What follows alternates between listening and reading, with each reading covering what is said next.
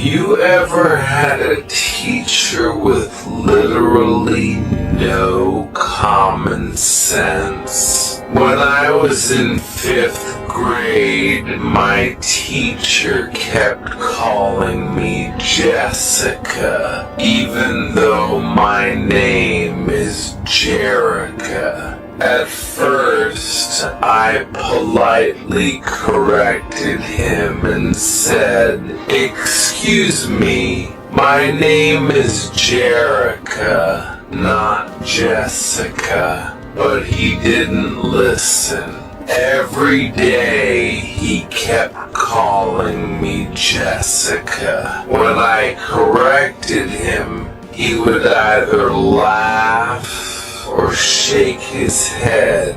One time he even said, "No, have you ever had a teacher